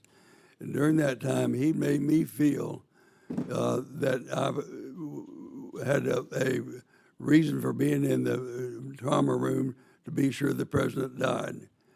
Now, I had a wife and 2 babies at home that were completely dependent on me. If I lost my residency, it would be terribly a big problem for me. So he said, okay, now, you should wait here for a little bit before we do your deposition.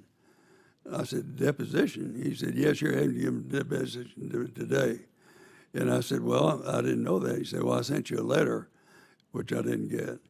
He said, do you want a lawyer? And I said, do I need a lawyer? He said, fella, you're the only one in this room that knows if you need a lawyer. Do you want me to get you one? I said, no, I don't think so.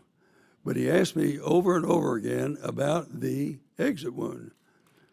Then we got in on, then he got the committee together, and nobody that I'd ever seen before sitting behind the table, and put me on a high stool uncomfortably, and I remember my foot kept slipping off that bottle rung, and then started asking me questions. Never did bring up the exit wound. He never did say a thing about it. Till at the last, he said, Dr. Curtis, did you see anything that was like a puncture or a opening in the trachea and or the throat? And I said, no. And he said, but then I thought, well, the blood was right over that, so I couldn't have seen it. So I said, but that doesn't mean it wasn't there. Thank you for Dr. Curtis. That's what he wanted. Would it be fair to say that other doctors that you worked with that were in the room that day that were responding to President Kennedy's wounds had the same observations as you? Yes or no? There were only 2 of us that thought of the throat before the tracheostomy was done. Okay. And is that the answer? Whatever you would like to share with Congress, sir. So I saw it, and there was no exit wounds. That's what our inspector wanted, was an exit wound, because the magic bullet had to exit the throat to go into Governor Conley, which couldn't have happened. The magic bullet would have had to make 3 fine 90-degree turns to do what it did. It was coming down from the window, would have had to turn right angle to be horizontal through the neck, would have had to turn right again to go over to where Governor Conley was, would have to turn right again to go into Governor Conley. It doesn't work. Yes, sir, I can speak for myself. I do not believe in the magic bullet theory. Bullets don't do that. No, do not. I do not, sir. My next question is for Mr. Douglas Horne. To your knowledge, did even the Dallas Police Department or the FBI subject Lee Harvey Oswald to a paraffin test to determine whether he had fired the gun on November 22nd, 1963? I'm going from memory, but I believe the FBI did, and he tested negative for firing a rifle. So he The couldn't- paraffin test on his face shows he did not fire a bolt-action rifle, especially not a lousy rifle like the Mannlicher Carcano, which was an 1894 design or something. What is the status of the record interview the author William Manchester conducted with Jacqueline Kennedy? Mr. Horne? Well, my understanding is that, first of all, the Kennedy family liked William Manchester initially because he had written a campaign book in 1960 about the campaign. So they said, okay, why don't you write the book about the death of Jack, about the death of President Kennedy. When the book was reviewed by Jacqueline and Robert F. Kennedy, apparently Robert F. Kennedy had many objections, and so the Kennedy family sued Mr. Manchester when the books were in galley form, and they required that he take out certain portions of the text.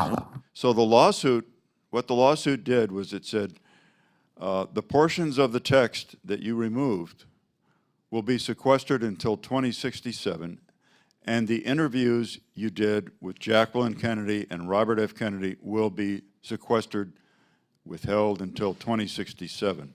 So that was the result of that lawsuit.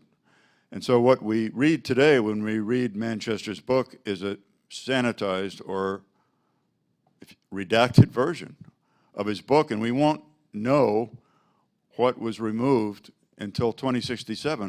That's just very unfortunate, and I know Chairman Tunheim really made an effort to get Caroline Kennedy to agree to lift that court seal, and she didn't want to.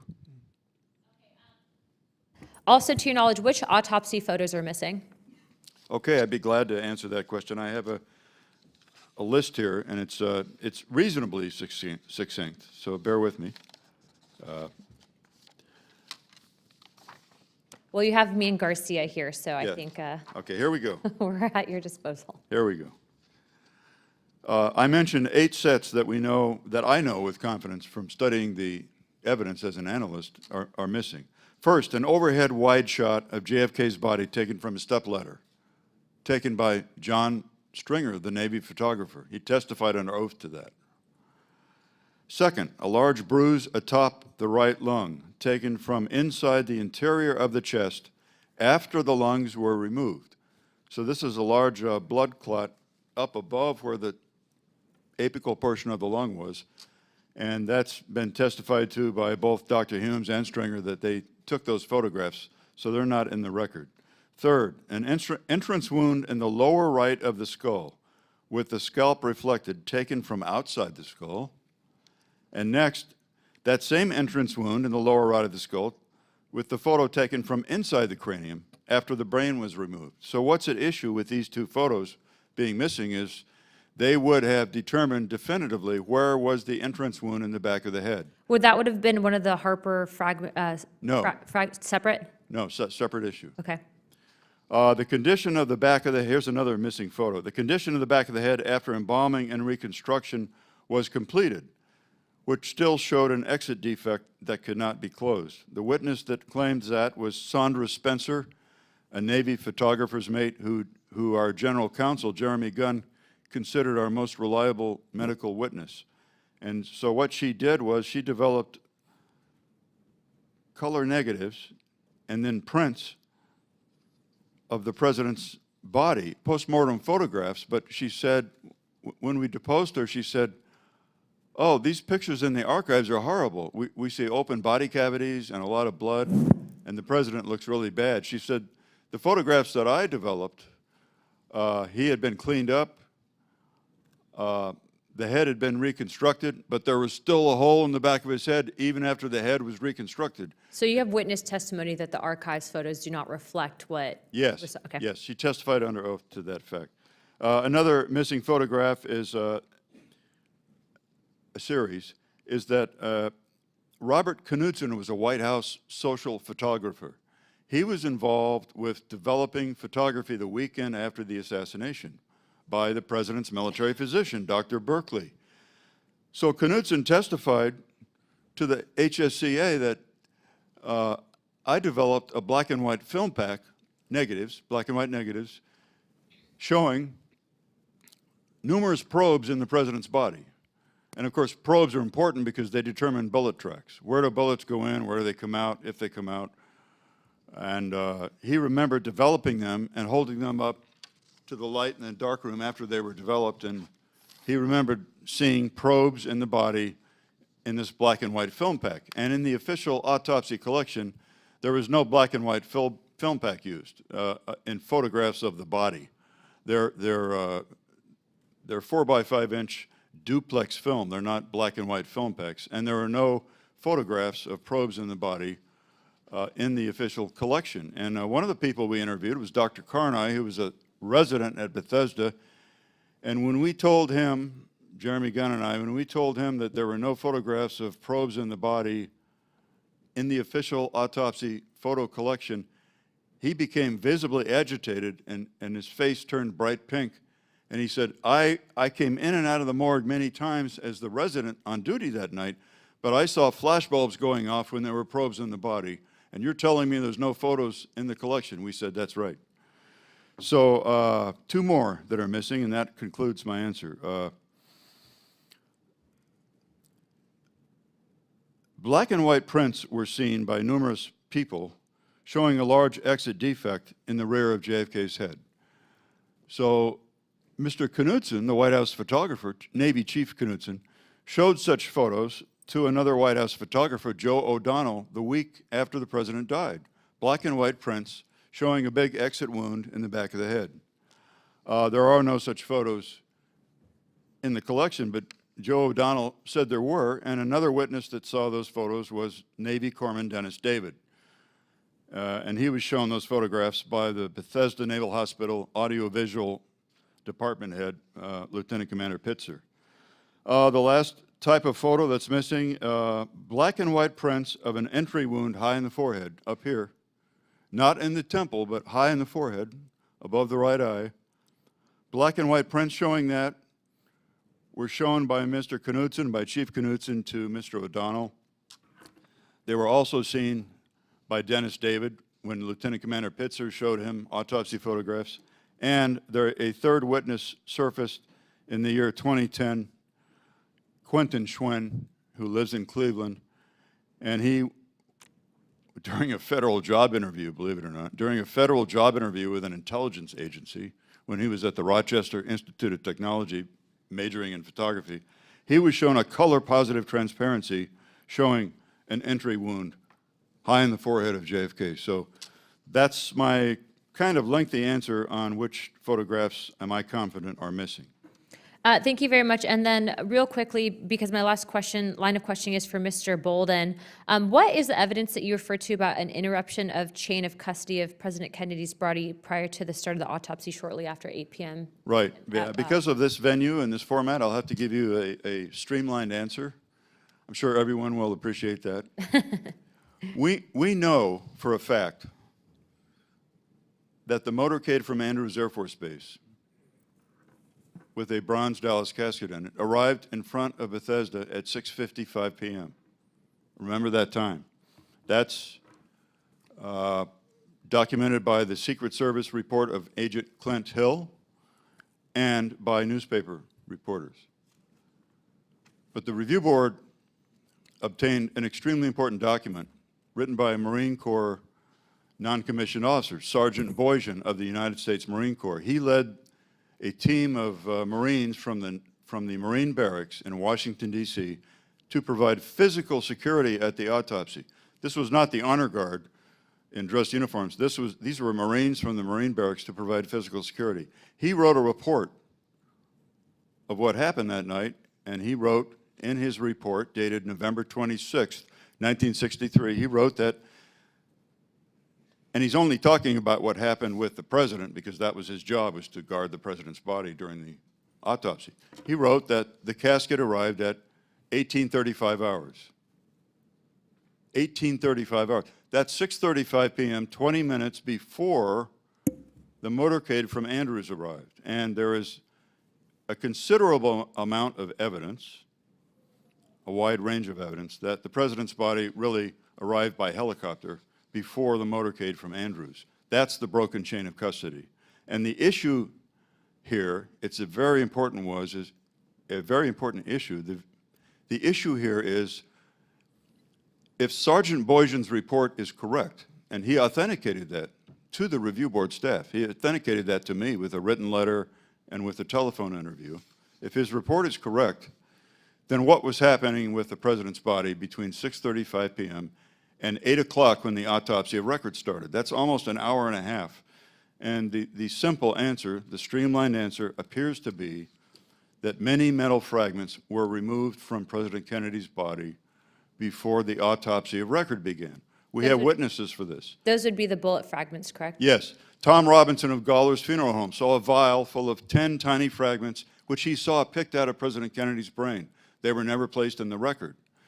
Dennis David, HM1 Corpsman Dennis David, typed a receipt for a federal agent of 4 large bullet fragments. He thought it would be mass larger than 1 bullet and less mass than 2 bullets, somewhere between 1 and 2 bullets, 4 large fragments. He typed the receipt. He was allowed to handle the fragments by the federal agent. We wouldn't do that today. And the agent took the receipt, the typewriter ribbon, and the fragments, and they were never introduced in the record. So we also have 2 witnesses. To make a long story short, we have 2 witnesses to surgery on the cranium to get this evidence out. And Dr. Humes, the chief pathologist, said under oath to the Warren Commission that I never, to Arlen Specter, I correct myself, Dr. Humes said under oath that I never had to perform a craniotomy. I never had to saw the skull open to get the brain out. And when Dr. Fink arrived late for the autopsy, he was the outsider, the Army guy, arrived at 8:30. Humes told Dr. Fink, no sawing of the skull was necessary. So the end of my response here is that we have 2 witnesses, X-ray technician Ed Reed, under oath to the review board, and Tom Robinson, to both the House committee and to the review board. Tom Robinson told the same account to both the HSCA and to us that he saw Dr. Humes saw the skull open. So I think bullet fragments were removed from the president's body before the autopsy of record began, and that's why we should have no confidence whatsoever in the autopsy. Thank you very much. My next question is for you, Mr. Bolden. Mr. Bolden, can you hear me?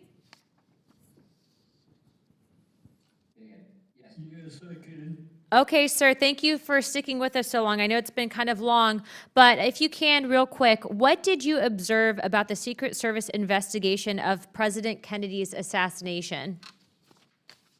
It was one of the greatest cover-ups of a crime. Now, the Secret Service initiated so many cover-ups. Number one, the number of bullet fragments that were found in the car. Harry Gagnon, on November the 26th, looked at the car, the assassination automobile, and he found 2 cartridges laying on the front floorboard. They were very damaged. And he also observed a bullet hole in the windshield. And he was told not to let the FBI know about any of this and to get the car to Michigan somewhere where they could put a new windshield in and clean the car up. Now, the biggest thing that I was talking about was the violations of constitutional rights that followed, especially in my case, simply because I wouldn't be quiet. I was framed, I was arrested, they attempted to declare me insane. And I was put in Springfield, Missouri, forced to take drugs, mind-boggling drugs. Now that stems from the fact that on the 18th of November 1964, I was called to Washington, D.C. And so they told me they were going to give me another name, change my identity, and that I would become another individual. And that, in fact, did happen. And I think that they were setting me up for assassination myself. I think that that's what was going on. Because when they sent me to the penitentiary, they made it clear that it was a case of my being so agitated about the assassination that I wouldn't keep quiet. And so they gave me 2 trials. They had 2 convicts that I had arrested. And they put me on trial twice in 1 month.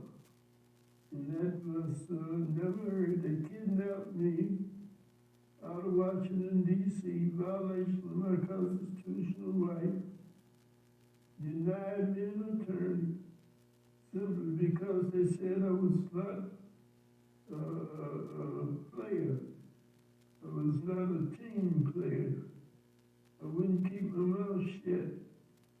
And so when they did that to me, they sent me to Springfield and put me in a camp there, where I was threatened by one of the inmates. And they used that as an excuse that on July the 7th, 1967, 2 guards came to the camp and got me and took me to what they call 2-1-E's. And they undressed me, got me naked, threw me in a cell. And the next thing I know, they were forcing medication on. The guard came by, he says, we have medication time. I said, I haven't been before a court. No court has said that I was insane. You're supposed to take me to the court. But they didn't do that. They forced me to take these drugs. One of them knocked me out. I fell on the floor. It had to go into the hospital to have it looked at. And this is how they treated me now. I was kidnapped out of Washington, D.C., brought to Chicago, denied an attorney by the United States attorney. It would be hand-in-hand. I was then not given any food on that night, which was May 18, 1964. They didn't let me eat anything because they kept talking about I was not a team player and I didn't keep my mouth shut. And this is how that they control the cover-up. Agents became afraid. They didn't want to talk. And there were so many cover-ups. The chief Rowley put out a memo that said any agent that gave information other than the information that he would provide would be censored severely. Well, when they found out that I wanted to go to the Horne Commission, who was investigating the case appointed by President Johnson, I asked to go testify to the Horne Commission about what the Secret Service were doing and the type of protection that President Kennedy was receiving. And so they brought me from Washington, D.C., denied me an attorney. Every constitutional right was violated and forced me to take medical, drugs, strip me naked, remove me to such prisons. Now here I was in ex-Secret Service. They locked me up with people whom I had put in jail myself. I was threatened by these people. And it really affected me and my wife, Bolden, who stuck with me throughout this ordeal. And to anybody who's listening, if you have a good wife like God was, keep her. Keep her, because that's the scripture said. A double band is not easily broken. And they're talking about people like my dear wife who passed away in 2005.